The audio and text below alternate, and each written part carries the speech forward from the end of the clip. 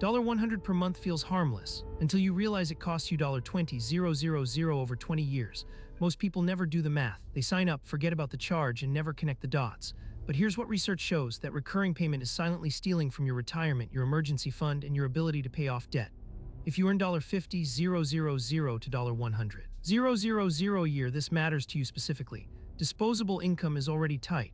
When it's tight, every $100 that leaves your account is $100 that doesn't compound. And over 2 decades, that's a problem. By the end of this video, you'll see the exact math, how the Bureau of Labor Statistics data on gym spending translates to opportunity cost, why this expense hits single W-2 workers harder than anyone else, and how to audit your own recurring expenses before they become 5-figure drains.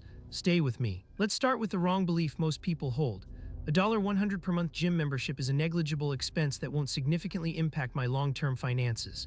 It feels true. Compared to rent or a car payment, $100 is nothing. It's less than a month of groceries. It's the cost of 2 takeout meals. How much damage can $100 really do? Here's where the belief breaks down. The Bureau of Labor Statistics Consumer Expenditure Survey shows the average American spends $800 per year on gym memberships and fitness equipment.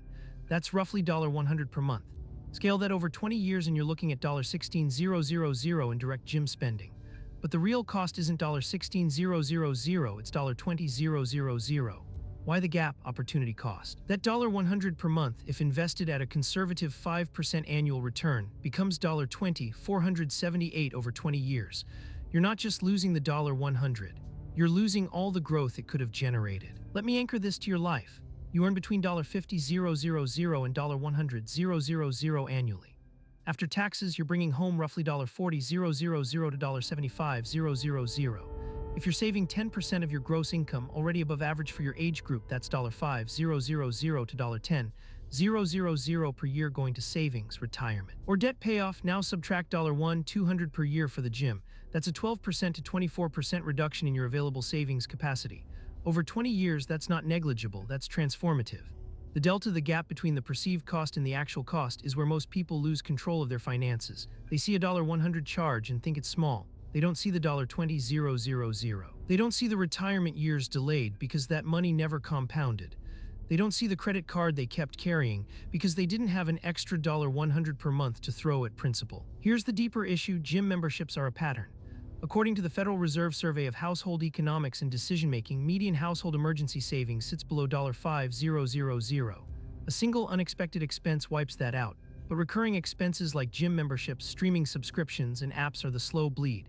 They're the reason your emergency fund never grows. They're the reason you're still paying interest on debt you took on 5 years ago.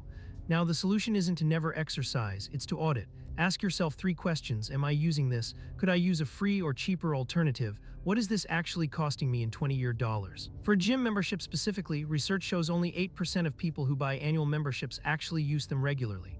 The average person pays $100 to use equipment they visit 7 times per month. That's roughly $59 per visit. Running outside is free. Bodyweight exercises are free. A used dumbbell from Facebook Marketplace is $20. The gym is sometimes the right tool, but it's rarely the only tool. If you decide to keep the membership, keep it intentional. If you decide to cut it, that $200 per year goes straight into a high-yield savings account earning 4% to 5% APY. Over 20 years, that becomes $32,640 instead of the gym's $20,000 opportunity loss. That's a $52,640 swing in your financial future based on one decision. 50/30/20 rule: 50% needs, 30% wants, 20% savings is where gym memberships live. In the wants category. And if your wants are eating up more than 30% of your after-tax income, you're already overspent. That's why this matters now. Inflation and lifestyle costs are rising. Your salary isn't keeping pace. Every recurring expense you can cut directly extends the timeline to financial stability. Knowledge compounds. Stay focused. If this opened your eyes to the hidden costs in your own budget, hit subscribe. In the next video, I'm breaking down the $14,000 subscription bleed most people don't see dropping this Friday. Ring the bell. What's the biggest takeaway for you? Comment below.